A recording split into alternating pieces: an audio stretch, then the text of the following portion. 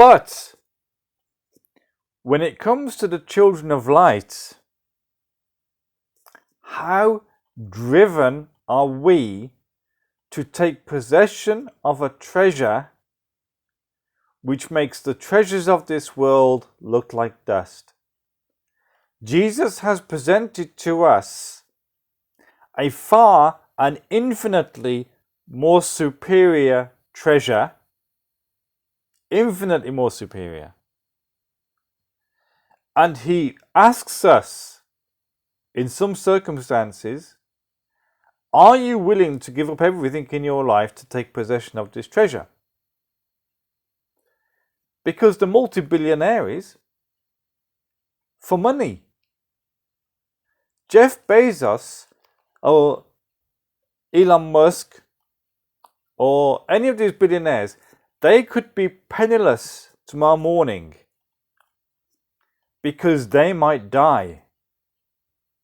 And the moment they die, everything they have worked for counts against them.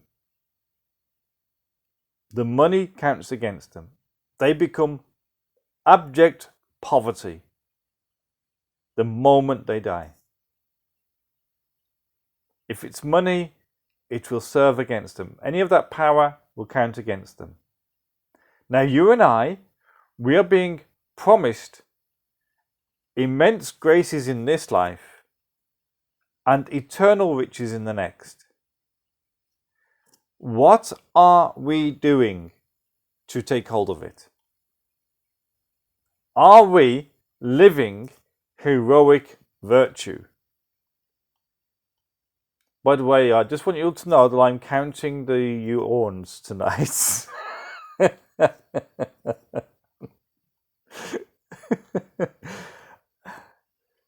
And the snoozes as well.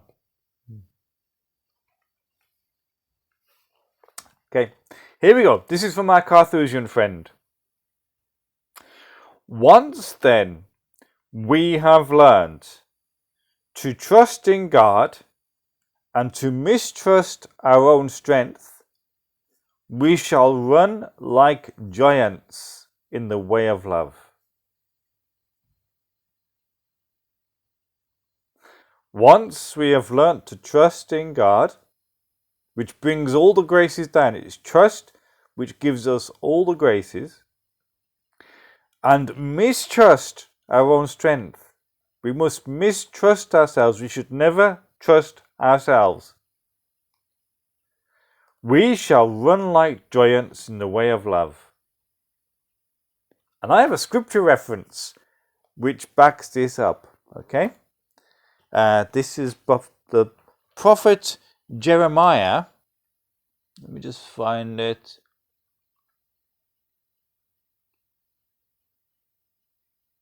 Didn't I write it down? Oh, there it is. Jeremiah chapter 12, verse 5. Oh, I'd even marked it off. If you have raced with men on foot, and they have wearied you, how will you compete with horses?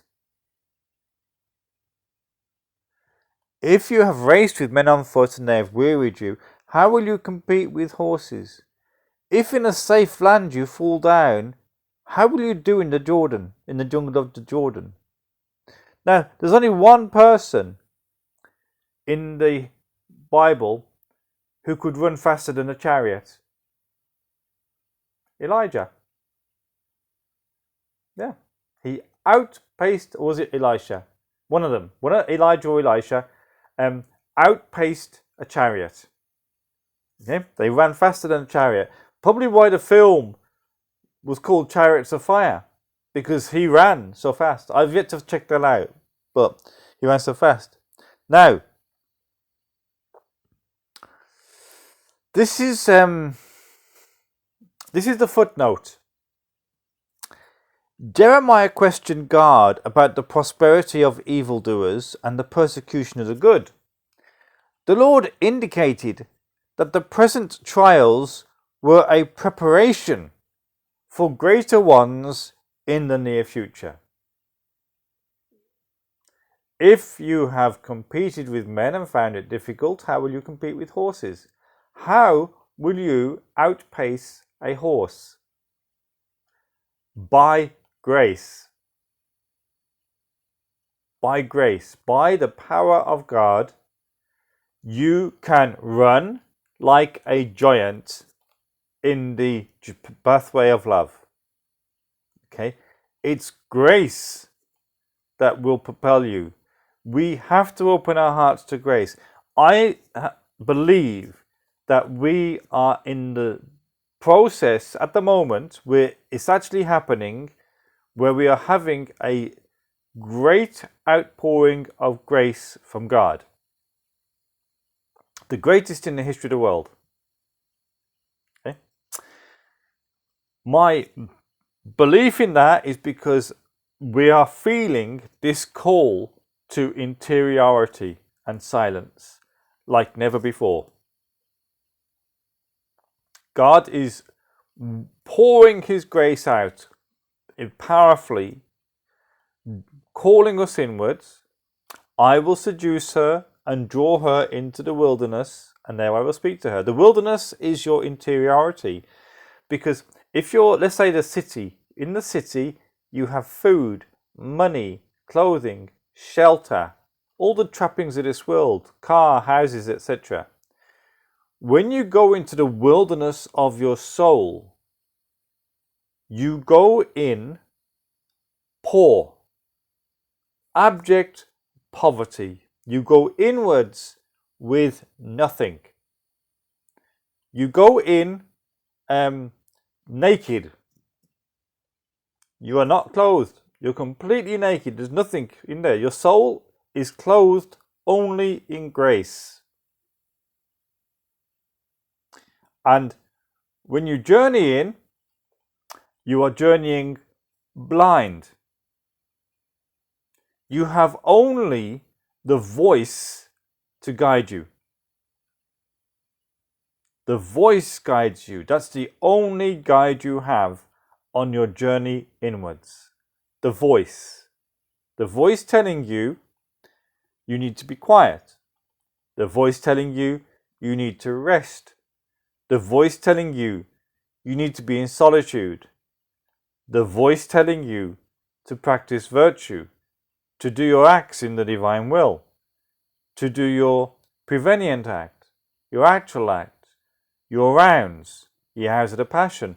The voice of God in your soul is calling you to do this, to enable you to walk the narrow path inwards. Okay?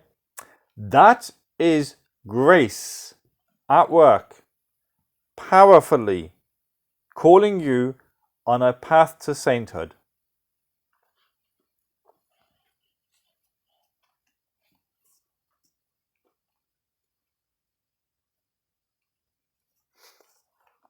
I'm going to keep going, but if anyone any questions happening out there in Zoom world, let me know if you want to ask any questions or discuss.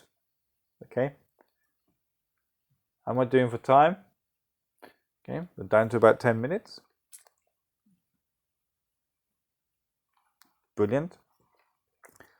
Now going to 1 John chapter 5 verse 4.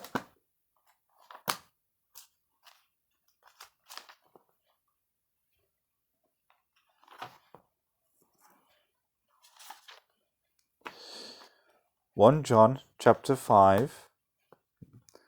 I've run out of Bible. Must have gone too far.